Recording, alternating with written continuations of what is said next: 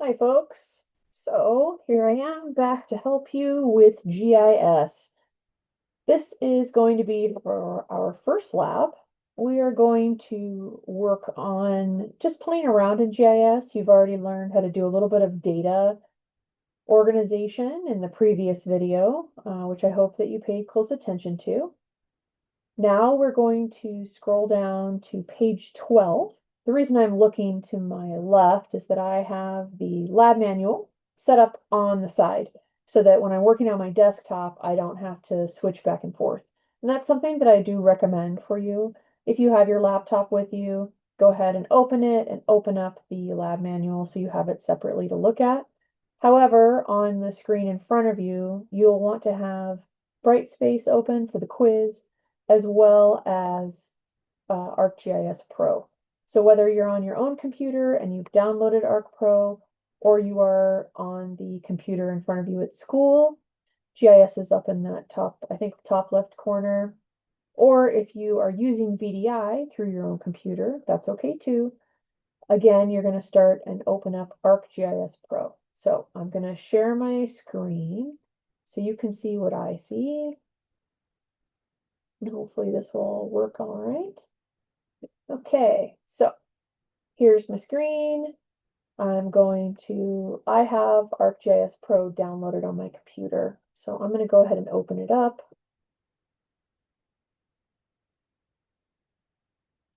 Hopefully everything will share nicely. While that's opening, I'm going to go ahead and go to my Brightspace, get in there, log in, and I'm going to go to the first quiz, which will coincide as the same as the lab. So I have to log in. Let's see. 10,000 layers of security later. I think I'm in now. Aha. All right. Let's see. You can see, let's see, what do you see? You see my Brightspace. All right, good. I just want to double check before I get rocking and rolling. So my Brightspace might look a little bit different than yours, but possibly not. Also, I do have closed captions on here, which might help if you would like it. I did that on purpose, so there's a transcript of everything. You're going to go ahead and get into your class.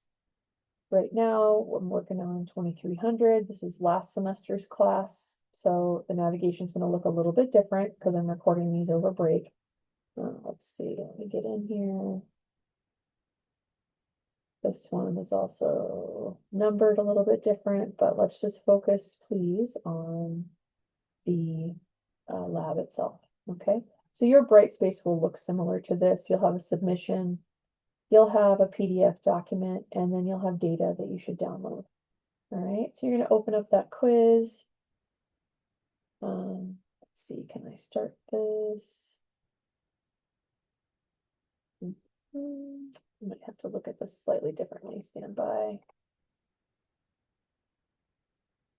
So I can take the quiz.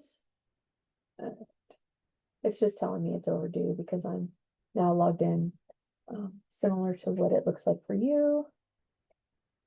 Let's see if I can start the quiz. Of course I can't because I'm recording. Super fun. So you're going to start the quiz in here. All right. I'm going to switch back to my GIS screen since that's what's more important. Now, I have a whole bunch of stuff in my GIS file because I'm constantly working in here. Yours will most likely be blank, and that's okay. All right. So when you sign in, I better sign out to show you how this part works. All right, hang on just a second. See, this is fun. You get to see me mess up, and I just want you to know that that's normal. And anybody that works on GIS and tells you that they don't mess up is not being very truthful, to be quite honest. So let's see, I'm going to drag this over here so you can see it.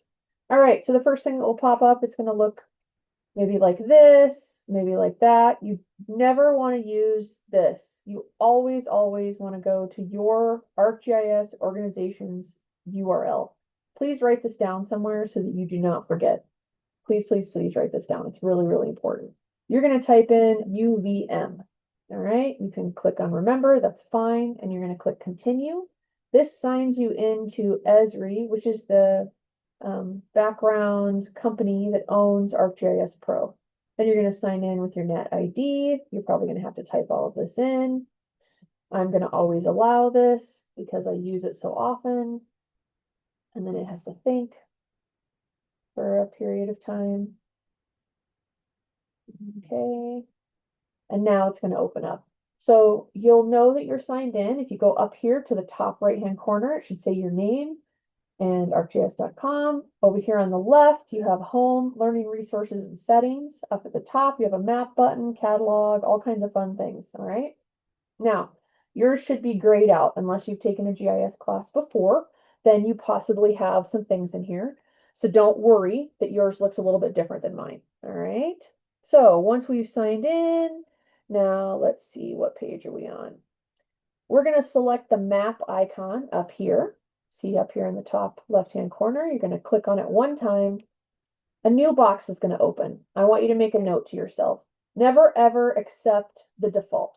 So what happens is if you just accept the default, your files go all over the place. And we've already talked about how it's really important for your files to show up in the same place over and over again. So we're going to name our project Lab 3.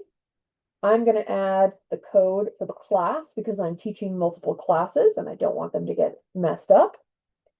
We are going to make sure that there are no spaces, right? You can put an underscore, but no spaces, no exclamation marks, nothing like that, all right? It's really important. If you don't do this and you put a space in there, it will totally screw up your files, all right? And later down the road, it'll shut your project down halfway through, and then you're going to have to start all over, and that super sucks. All right, when you save this, instead of just clicking OK, don't do that. You're going to click this little yellow file folder. If you hover over it, it'll say Browse. You're going to go ahead and browse to that directory that we created. So it's going to take a second. It'll open up this new window. There's going to be all kinds of stuff depending on what you've got going on, how long you've been here, etc. You are going to go to your GIS work folder.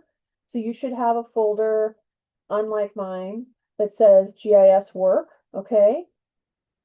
Everybody got that? I'm going to make a new folder really quick. 4, 3, 6. Okay. I'm going to go in here. Let's see. Where did I put that? I think I put it somewhere. Is it home? No. Is it under my name? No. Shoot. So a lot of you are going to go through this, okay? And that's all right. I'm trying to show you that this happens all the time. You're going to scroll through and be like, oh, where's my stuff? Where's my stuff? All right. What you want to do is you're going to go to your network. All right. So just go here first. Go to network. Oh, good. There's nothing in there. How fun for us. Okay. Let's see. Did we put it under libraries? No, probably not there, right? Under Dorothy, possibly, or your name. Okay. Oh, GIS work. Cool. Look, so under your name, you have GIS work. Awesome. Look at that. So now you can create a folder that's called Lab 3 or 1 or 10, whatever lab it is. Okay. And you're going to open that folder and you're going to click OK. So now what's called your file path says the C drive under your username, under GIS work, and the name of the lab. Does this help everybody? You can hit pause if you want to go back and rewind and watch me do this again. Once you're done with that, you can click OK. Why is this so important? It's really easy to lose your stuff. So please, please, please pay really close attention to this file pathway. It is something that students struggle with for the longest time. So did I. Like I said, I cried when I took GIS. I think I've already told you that unless you're watching this before lecture. And yes, I do like it now. All right, so now we have a new folder, okay? So we made sure that that box was checked to have a new folder. Cool. Now you can see if you go into File Explorer, which is down here on the bottom of your screen, you're going to open up that yellow tab. Oh man, where the heck is my stuff? All right, so what did we do before? We went to Dorothy. or your name. Did we do that? Where did I put that stuff? Was it under network? No, this PC, maybe. For you, it will be under network. Okay, you're going to go to the Q drive here. I don't have access to that because I am not a student. Mine is under the C drive, so just kind of ignore that a little bit. You're going to go under the Q drive. You can go to users and go under your name, and then you should find GIS work. Everybody see that? I'm going to pause for a second. You go to GIS work. Here is your lab, lab 3. All right. There's nothing super special in here yet because we haven't made much, but you can see that there is what's called an ATBX, which is a toolbox file, an APRX, which is the project file, and a GDB, which is a geodatabase. These are 3 things that you will be required to know and regurgitate. So you might want to take some notes. All right.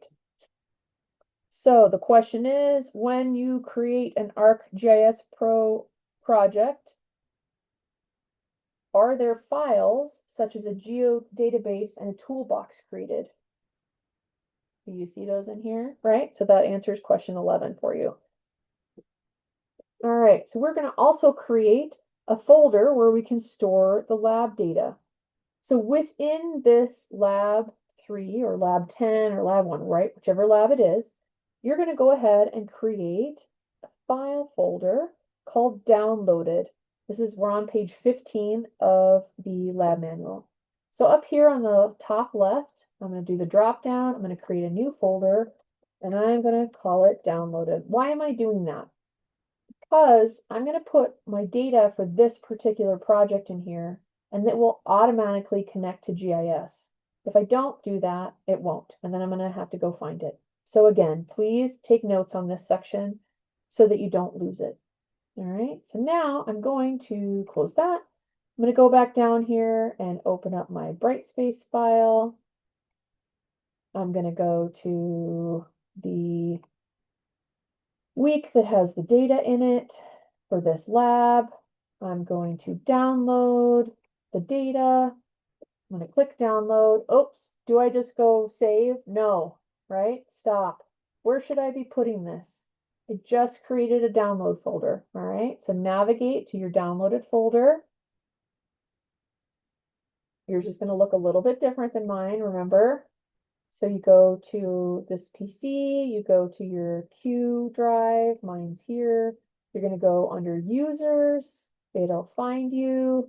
Then you're going to go to, what's it called? GIS work, right?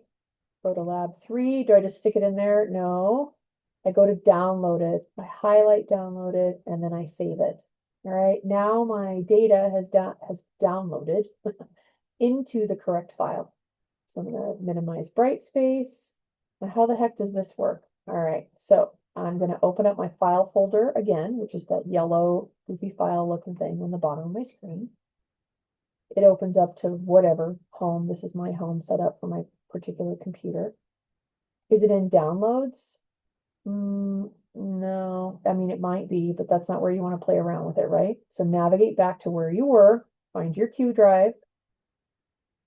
All right, mine is C. I'm going to go to users, go under my name, GIS work, lab 3, and download it. Okay, now yours should say this .zip. You can double click on it and it'll show you some stuff, but this is not what's called unzipped. So I want you to be here. All right, make sure that this is highlighted. This is called a compressed file. So you can think of it as if you're packing to go on a trip and you want to put a whole bunch of clothes in there, you can stick it in those plastic bags and like suck all the air out of it. So you can stuff way more things in your suitcase. That's basically what this does. All right. And this is how we send data to each other without crashing our computers. So you're going to go ahead and click extract all. Now, again, do you just click sure extract? No, right? You double check. Where is this? You don't want it to go to the downloaded and then lab 3 data. You just want it to go into your downloaded folder that's within that lab already. Otherwise, you're going to have like 3 extra folders to click through. So you can just backspace to that part and then click extract. Now it's going to show you this data. You can open it and you will see that there are all kinds of different files in here. Pretty sure you have to take a picture of this. Yeah, I think you do. So yeah, question 12. Which is of the following best describes the structure of a shapefile format of the data that you just downloaded? So does it look like a Word document? The shapefile is a zip file holding a whole bunch. It's a collection of files that treats it as a single data set. You can decide which one you want here, okay? You can also see that there are a bunch of different files in here, so you want to think about that. Now we're on part 3. So this is desktop GIS and housekeeping. So we are going to go back to, we're going to close this. Go ahead and X out of that. We're going back to GIS. This is our plain GIS. Over here, you'll probably have a lot less stuff. Let me close these. I've been working a lot in here, so I have a lot of different tabs open. If you don't see anything over here, I'm going to close this so you can see how to fix that too. So if you just have a big map and you have contents pane over here on the left, or maybe you don't even have contents pane, maybe you just have a big map, or you accidentally close it. This is what you do. You go up to View. Up here in the Windows, there's a catalog pane. You always want to have that open and pinned over here as we work in the catalog all the time. You also want to have what's called the contents pane, and that's over here on the left. This is how you want your GIS screen to look because you're constantly working over here in folders. See how my downloaded stuff is right here. See, there's all my data. We have databases that we're going to work in over here in the content area. We're also going to, or catalog area rather, we're also going to learn how to work in the portal. So you can kind of click around and see this, but I want you to just keep these two panes open all the time. All right, please don't close them. So now what I want you to do is we're going to go up here to the center of your map, and you can highlight it if you want, but you don't have to, because over here on the left in the contents pane, you can highlight the word map. I want you to change it to downloaded. So you're going to slow double click, see how it allows me to now type, and you are going to change that to downloaded and hit enter. Okay. Anytime you do anything in GIS, I want you to get in the habit of going up here to the top where you can click save. It's the little icon that looks like an old school floppy disk. If you've never seen one of those, that's okay. They've been around for a while, but some of you have, which is cool. All right, we also have a base map, and I want you to change that. So the base map is this map that's back here, right? So where would that be? You're going to go up here to what's called the ribbon, the top ribbon, all right? So you'll hear that or read that a lot. You go to the map ribbon. So I clicked on the word map, and this is the map ribbon here, all right? You're going to click on base map and do the drop down, and look at that. There are a bunch of really cool options in here. So depending on the kinds of maps I'm making, I choose different ones. Like when I'm using whale data, I usually use oceans because generally I'm working somewhere cool like Maui and we want to see, you know, the basin. So here I'll scroll over so you can see. I do a lot of work right in here. And so it's really important that we see the depth and whatnot, and we actually measure that. So you can see that the base maps have a lot of different things. If you want somebody to not have to look at your base map too much, the gray layer is really nice. Like if you're trying to show a land thing or, you know, roads or something, because it's not so distracting. If you want the background, a lot of times I recommend using imagery hybrid. It's really cool. It looks like a satellite. We use this a lot when we're, you know, making special polygons around things. So see, I can zoom all the way into Vermont here. I can, you know, zoom way in, and see as I go in, you can keep looking, looking. This is a house, right? You can get pretty darn close. Pretty awesome, right? Okay, so where is that base map stored?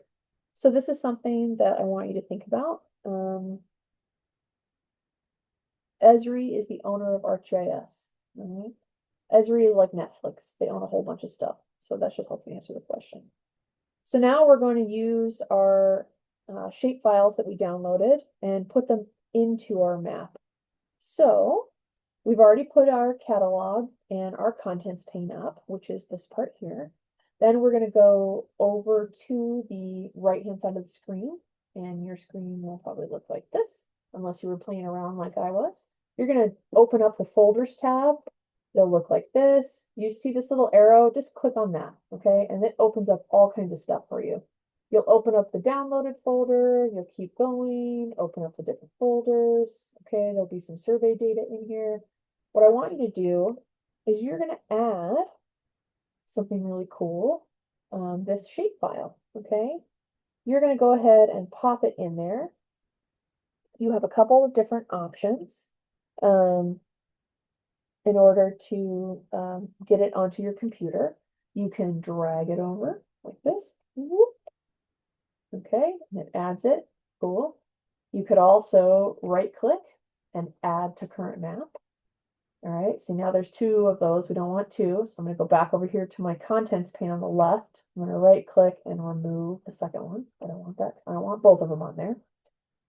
Then you can see, let's see, you can see all kinds of interesting information. You're going to add the rest of the shape files. You'll add the survey file here, and this gives us a bunch of points. I'm going to go ahead and save because I've been working. So basically you want to add any of these shape files onto the map that are in your downloaded folder. Okay. So now you can open up the map ribbon up here in the top. It might already be open. You're going to highlight the word explore. You can also hover right here. And now you can see what the shortcuts are on your mouse for doing different things. Okay. I had never memorized this, and this is really cool when we're doing 3D stuff. I always double check like what the heck I'm doing. So when you click on Explore, when you come back down here, now you have the finger. All right. If you ever end up with crosshairs or something else, that's usually what happens when you're using a tool. So if you want to get back to the finger where you're controlling the whole map, you just go to Map and Explore. Something that you should write down. All right. I did something, so I'm going to save.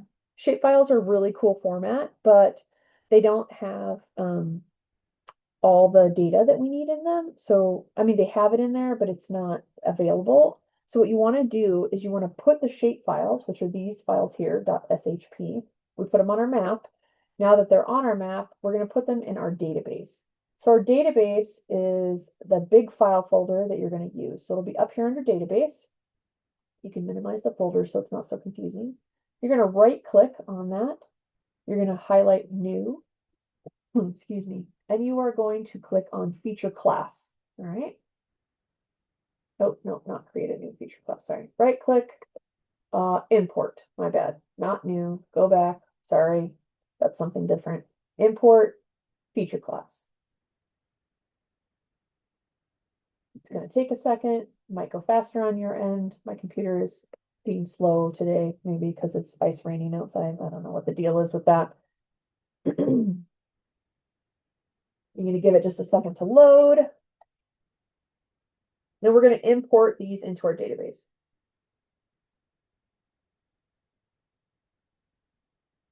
All right.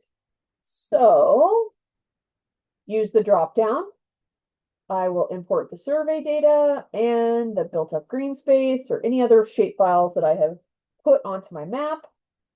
This is the output geodatabase, yes, and I'm going to click run at the bottom of my screen. If for some reason you don't have a run button, probably means that your GIS screen is too low or if you can't see it. All right, so just you need to pin right here. This is how you pin, or if it's stuck like this sideways, you open it and pin it so it stays up. Okay. So now when you open up your geodatabase by using the drop down arrow, you can see that you have two feature classes here.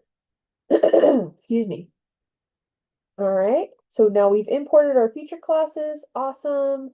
There could be more than these two, just depends on what I have put in there. Now we want to put them on the map because right now what we have on the map are shape files, and those are great, but we don't want to work with shape files. So I'm actually going to remove them. Excuse me, remove both of those shape files. And I'm going to go over here to my database on the right, and I'm going to add these to the current map. And they are now considered feature classes. All right. I'm going to save my project up here at the top so that I don't lose my work. Excuse me. I can mess around and check it out. The way you can tell if it's a feature class or not is if you go over here, right click on it, open up the properties, which is on the bottom. You go to metadata or source.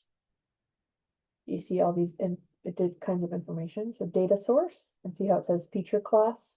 If we had opened up the shapefile, it would have said shapefile here. Okay, so you can always double check. Cancel out of that window. Just has some other ways of looking at things. We've added those to the map, and now we're going to look at the attribute tables for these files. So you're going to go ahead and right click on the survey data and open up the attribute table. It's just going to open up basically the Excel file that is behind here. Okay. Excuse me. You will be able to see some really cool stuff. You can answer question 11 now. Looking at the object ID. You're going to close the attribute table. And we're going to use a new tool. All right. So now you're going to use a tool called select by attribute. So after you've answered that question, go ahead and close it. You can go up here to the top. Excuse me. Go up here to the top in the map ribbon, and you're going to click select by attributes. It's going to open up this tool. You're going to select the survey data if it's not already in there in the input rows. You want it to have a new selection. And we are going to select by how are you feeling? Let's see what's in here. Let's see, how do you is equal to, oh, how do you get to work? So is equal to biking. And then you're going to click apply and click OK. Then you can zoom in and you can see all of the highlighted points in this kind of turquoise color are the ones that bike to work or bike to school. Pretty cool, huh? So that's using the select by attributes tool. You will be able to do this for all kinds of different questions. You'll be able to check the different selections and see how that works. All right. These are kind of hard to see. So I want to symbolize these slightly differently. So I'm going to right click on survey again, and I'm going to find the word symbology, just towards the bottom. I'm going to open that up, and on the right-hand side, you should see this pop up. If you don't, it means that your stuff is not pinned, so you need to fix that, all right? We're going to click on the point symbol right up here, and it's going to open us up to a whole bunch of different points. Cool, right? So you're going to go ahead and click on properties, and this allows you to change the size. Let's change the point size from 4 to 15. So you can use the arrows or you can just type in 15. Either one is fine. Once you're done with that, you have to hit apply. And now the points are way bigger, right? So that's much, much easier to see. I also want you to go ahead and change it to a different color. You can pick a color that looks good up against the map. Click apply. Pretty cool. You can go back up onto the map ribbon and click explore. Make sure you can zoom in and out, and now you can zoom in and out of the map and kind of see where all of this stuff is. Pretty cool, right? So let's zoom out so that you can see all of the points. And then you're going to upload a screenshot. So I will walk you through how to do that. So I'm zooming out. We have some points in different countries. So I'm going to kind of zoom out about to there. Cool. Now, in order to take a screenshot, I'm going to use the snipping tool, which we talked about in the last recording. So you're going to go to the snipping tool. I'm going to click on new. The really important part is to get the entire screen. So I'm going to start at the top left, drag across and all the way down. I'm going to let go. And there it is. So when it pops up here, I don't just click OK, whatever. I need to save this somewhere. So you can use the little export. You can have tool settings. Yours probably looks a little bit different than mine just because of how it's set. You can click on the save button and do save as. Where are we going to save this? Anywhere willy-nilly? No. The other thing is we're going to save this as a JPEG, JPG, this file, okay? You're going to go to the computer. We're going to navigate to what file, right? The Q drive, then to your name, then to GIS, and then to this lab, okay? So I know this is probably getting a little old already, but good. That means that it will become second nature and it's no big deal. Okay, so I don't have any folders in here. What did I do with that? So under GIS work, I should probably have under my lab a new folder that's called screenshots. Okay, so now I have screenshots under lab 3 folder.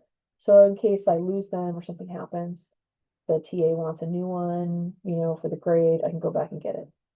Now, what's really important is in my screenshot, I had my name and the entire interface.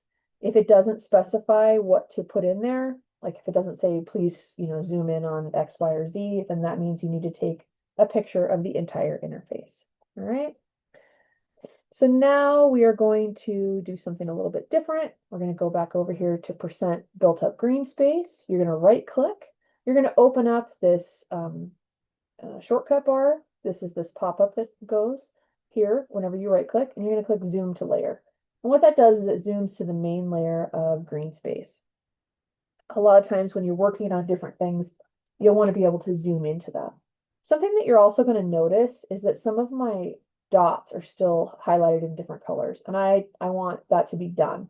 So I'm going to go up here to the map ribbon, and I'm going to click the clear button at the top. And so now that deselects everything. So that way it doesn't do anything goofy when I'm doing some other selections. So we have a single symbol.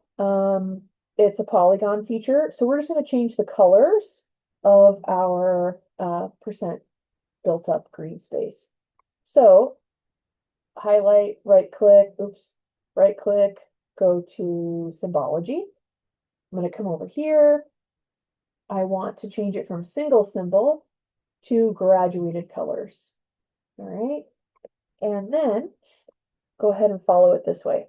We're going to change the field, which is this part here. Instead of land rank, we're going to change it to value. All right. And then we are going to have no normalization. That's a statistical thing that we'll talk about. You're going to have 5 classes, and I want you to choose a specific color scheme. So you're thinking, how the heck am I supposed to make sure it matches? You're going to go down here and show names. You're going to scroll down until you see greens 5 classes. This one right here. Okay, you're going to select that one specifically. This is important. You can also see how things change if you want. You can change the method here.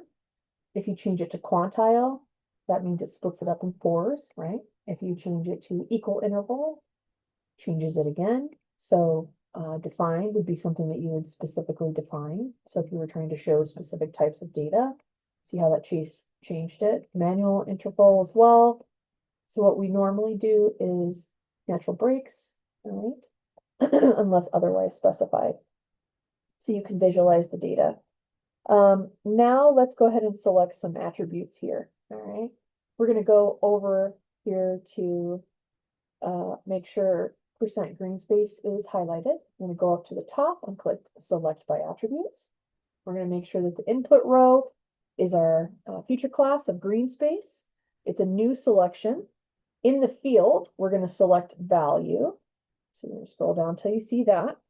You're going to hit the down arrow and you want to make sure it says is less than. All right. And then you're going to type in 25. All right. And what that means is that the value is less than 25. All right. You're going to click apply and OK. And look, now you have some highlighted areas of the world, right? So what does less than 25 mean? How the heck would I be able to answer that?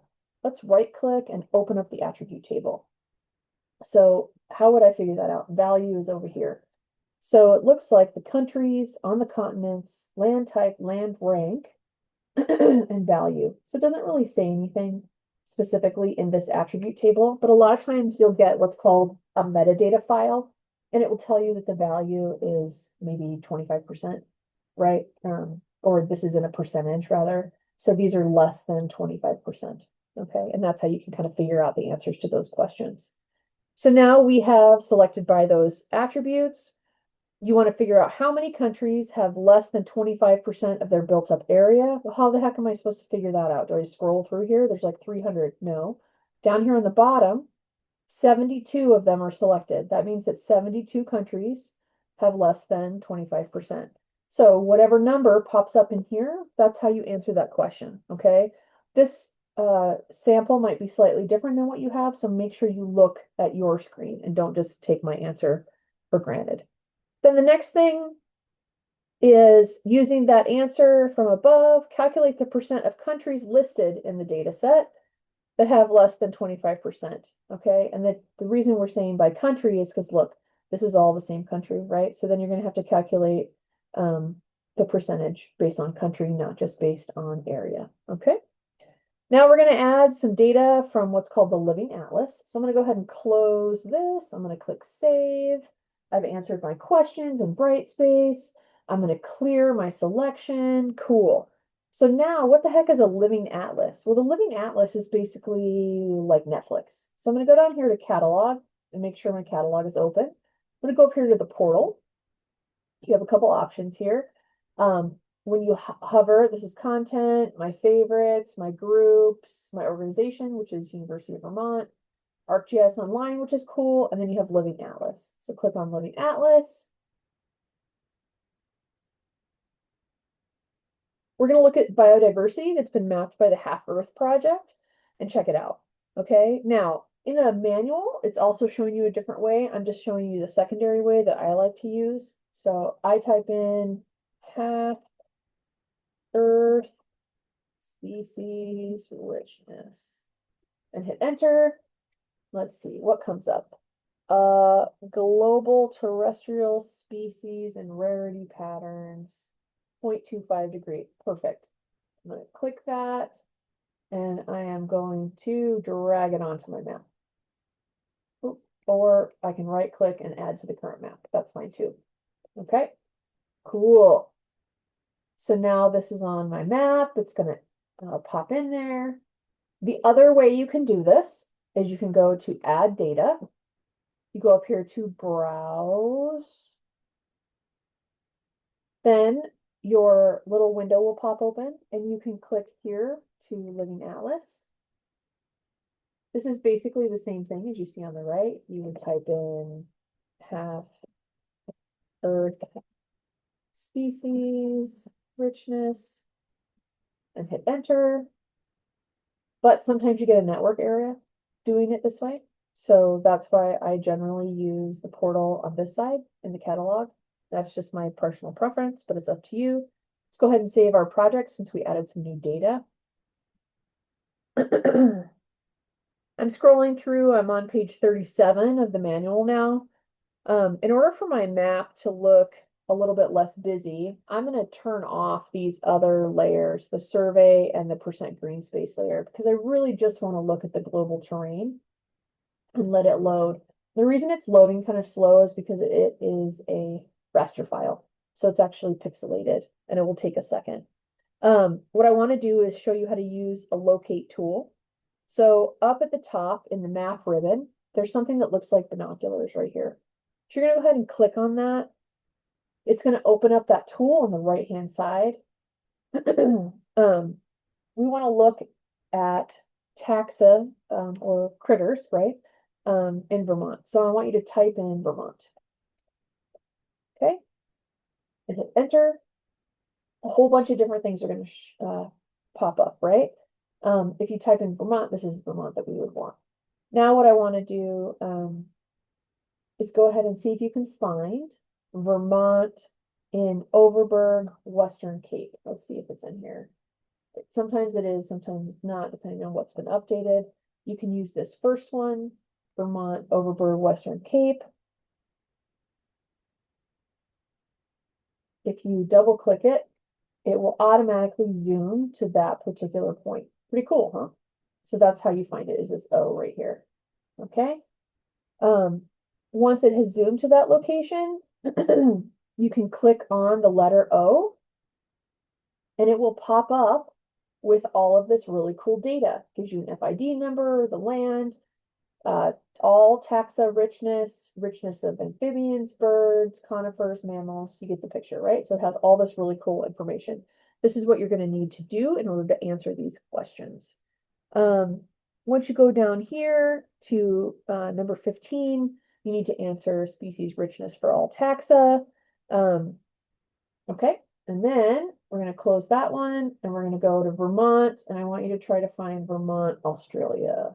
So I'm just going to scroll down because sometimes that's easier, but let's see if we can actually find Vermont, Australia.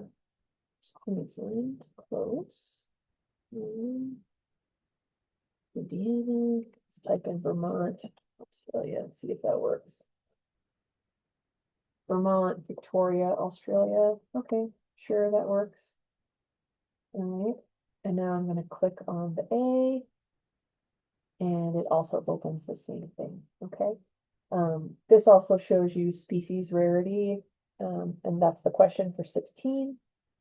And that's it. You're all done. Now, at the end of every lab, you will have what's called a review question, and it's basically for us to know how you're doing, what did you struggle with in the lab, what could have been more clear, did you like it? I mean, it's a little tricky at first, right? But hopefully this will help you get the hang of it. This video is made because the students in the previous semester requested that this would be available for more help. So if you make suggestions, we do our best to meet you where you're at and make it as easy to learn as possible. Thanks for listening, and I will see you in class.